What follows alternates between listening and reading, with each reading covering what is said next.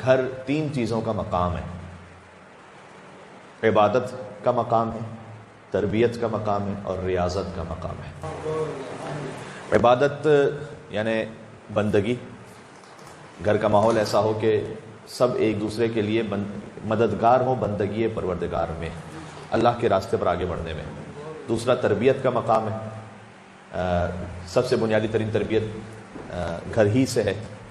اس کے بعد مرحلہ آتا ہے اسکول کا، امام بارگاہ کا اور ٹیچرز کا، لیکن سب سے پہلا جو فریضہ بنتا ہے وہ گھر کا بنتا ہے فریضہ.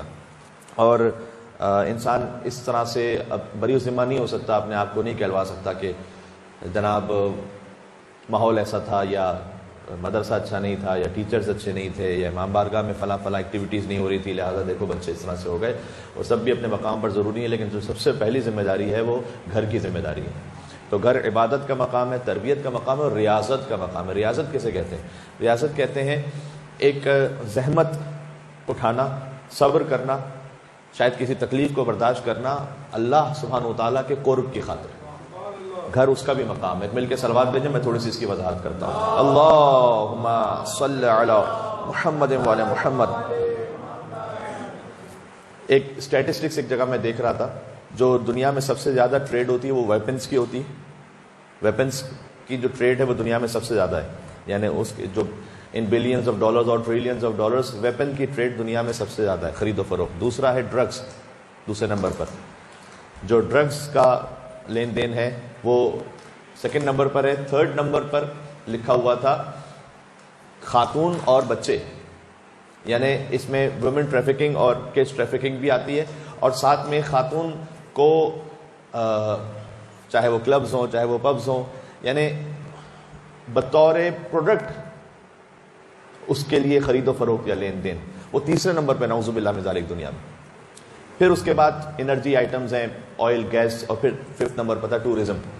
تو اس وقت کا جو معاشرے کی بربادی ہے وہ اس طرف جا رہی ہے. اچھا، ہم اور آپ کو کیا خیال کرنا ہے؟ جو میں بات عرض کر رہا تھا کہ گھر ریاضت کا مقام بھی ہے، یعنی صبر کا مقام بھی ہے. یہی گھر چاہے مرد ہو یا عورت ہو.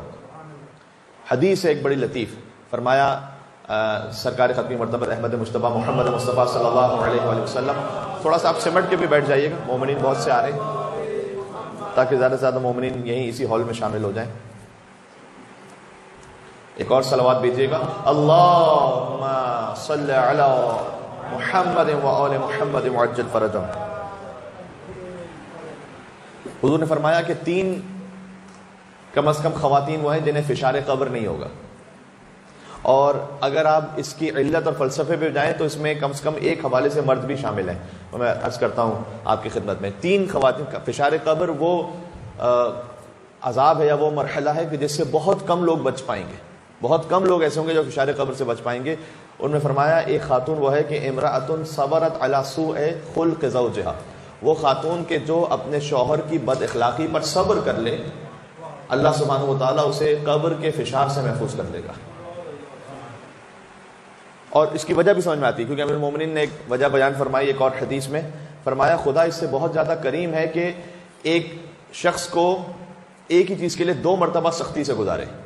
تو اگر دنیا میں ایک مرتبہ وہ سختی جھیل چکی ہے یا جھیل چکا ہے اور صبر کر چکا ہے، تو اللہ سبحانہ و تعالیٰ سے بہت زیادہ کریم ہے کہ قبر میں اسے دوبارہ سے سختی سے گزارے، پھر سے فشار سے گزارے. السلام علیکم. اللہم صلی علی محمد وعلی محمد. بات واضح ہو رہی ہے؟ تو اس کے لیے یعنی آپ احادیث کا کرکس دیکھیں گے نا، وہ یہ ہے کہ کسی طریقے سے خانوادے کو بچا کے رکھو، اس نظام کو چلاؤ. فرمایا کہ ایک خاتون ہے، یا پھر اگر اس کی علت پر غور کیا جائے تو انشاءاللہ مرد بھی، کہ اگر وہ صبر کرے بد اخلاقی پر تو اللہ سبحانہ و تعالیٰ فشار قبر سے محفوظ کرے گا. اور آگے 2 اور خواتین کا ذکر کیا گیا. فرمایا امرأۃ صبرت علی فقر زوجہا، ایک شخص ہے کہ جو کوشش پوری کر رہا ہے، اس کے باوجود بھی فائنینشلی وہ اتنا اسٹیبل نہیں ہو پا رہا، تو شوہر کے فقر پر صبر کرنے والی خاتون کو اللہ سبحانہ و تعالیٰ فشار قبر سے محفوظ رکھے گا. اب کم از کم جہاں جس سوسائٹی میں مخاطب ہوں، فقیر شاید ہی کوئی ہوگا، اللہ جانے کوئی ہو، لیکن شاید ہی کوئی ایسا ہو کہ واقعی جو فقیر. تو الحمدللہ اللہ سبحانہ و تعالیٰ نے ہمیں تو بہت کچھ وہ عطا کیا ہوا ہے کہ جس کا تصور بھی کہیں اور کسی اور سوسائٹی میں نہ ہو سکتا ہو، لیکن ہم چونکہ اپنی خواہشات کو بڑھاتے رہتے ہیں، ورنہ فقر کا معاملہ تو یہاں کسی کے پاس نہیں ہے۔ فقر کا معاملہ کس کے پاس ہے؟ ماشاءاللہ کیا کوئی ایسا ہے کہ جس کو کھانا پینا نہ ہو؟ خدا نہ خواستہ، ایسا شاید ہی کوئی ہوگا، نہیں ہوگا انشاءاللہ کوئی ایسا۔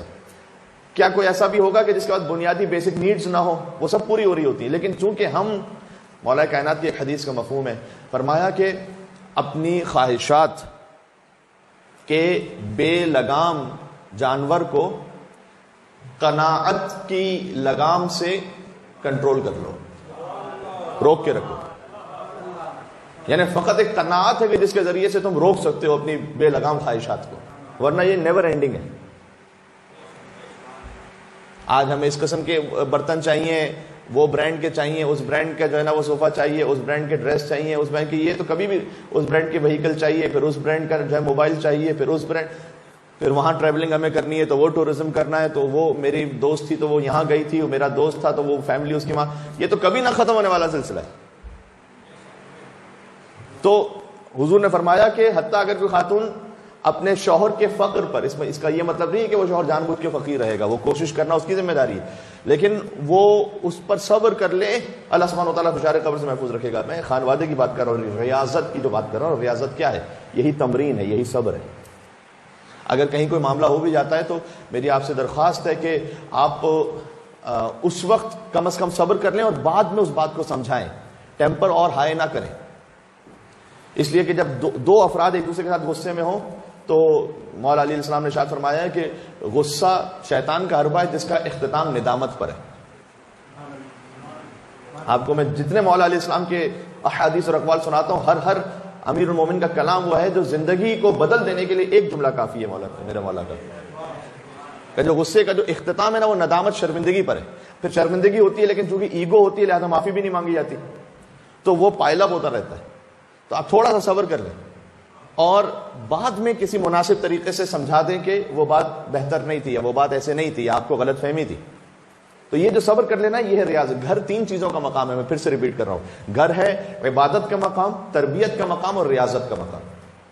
یہ تین چیزیں جس گھر میں پوری ہیں وہ گھر اسی دنیا میں جنت ہے۔ اسلام فقط اس لیے نہیں آیا کہ آپ کو بعد میں فقط جنت کا وعدہ کرے گا، اسلام میرے اور آپ کے گھر کو جنت بنانے کے لیے آیا۔ اللہم صلی علی محمد وعلی محمد۔ بس بہت زیادہ طول کلام نہیں۔ تیسرا، وہ خاتون، حضور نے فرمایا اس پہ فشار قبر نہیں ہوگا کہ جو اپنے شوہر کا جو حق مہر ہے وہ معاف کر دے اور اسے ہبہ کر دے۔ اب یہ اس کا مطلب نہیں کہ ہم جا کر گھر میں یہ کہیں کہ دیکھو وہ مولانا نے کہا تھا، حدیث رسول سنائی تھی کہ تو تم معاف کر دو، تم پہ فشار قبر نہیں ہوگا۔ دوسروں کی ذمہ داری ان کو نہ بتائیں، خود اپنی ذمہ داری کو سمجھیں۔ ہم دوسروں کی ذمہ داری کو طے کرتے ہیں، اس لیے کہ رسول اللہ نے مردوں کے لیے ارشاد فرمایا کہ تم پر ایک قرض کی طرح ہے، تم پر واجب ہے کہ تم ادا کرو، لیکن اگر وہ ادا نہ کرے تو ایک خاتون معاف کر دے کا فشار قبر سے وہ محفوظ رہے گی۔ بات واضح ہو رہی ہے؟ یعنی اس کا مطلب ہے کہ امور خانوادگی کو اللہ تعالیٰ نے ہمارے آخرت کے معاملات سے جوڑا ہے۔ یہ اتنے اہم ہیں کہ ہماری قبر قیامت کے معاملات سے فیملی میٹرز کو جوڑ کے رکھا ہوا ہے۔ اس کا مطلب یہ کہ خالی ہماری دنیا داری کا معاملہ نہیں ہے، یہ دین کا معاملہ ہے۔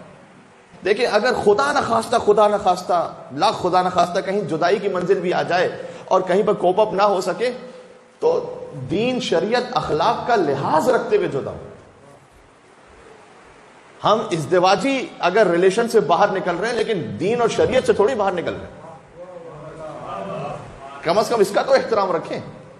ہوتا ہے کبھی کسی منزل پہ کسی فار واٹ ایور ریزن نہیں ہو پا رہی، اسی لیے اللہ تعالیٰ نے ایک بہرحال طلاق کا راستہ رکھا ہوا ہے، اس کو بند نہیں کیا کہ جیسے بعض اور دیگر ادیان میں ہے کہ وہ ایک دفعہ اگر جڑ گئے تو پھر کوئی طریقہ ہی نہیں ہے کہ اس کو ختم کیا جا سکے، پھر جنازہ ہی نکلے گا وغیرہ وغیرہ، نہیں، ایک راہ رکھی کیونکہ دین عقلی دین ہے، فطری دین ہے، لیکن اس میں اخلاق کا، شریعت کا، واجب اور حرام کے معاملات کا تو لازم ہے کہ خیال رکھیں، لیکن اخلاق اور شریعت کا آپ نے زندگی ساتھ گزاری ہے، 5 سال 10 سال بعض اوقات 20-25 سال زندگی ساتھ گزاری ہے، وہ اتنا تو ورث ہے کہ جب الگ ہو رہے ہو تو احترام کے ساتھ الگ ہو۔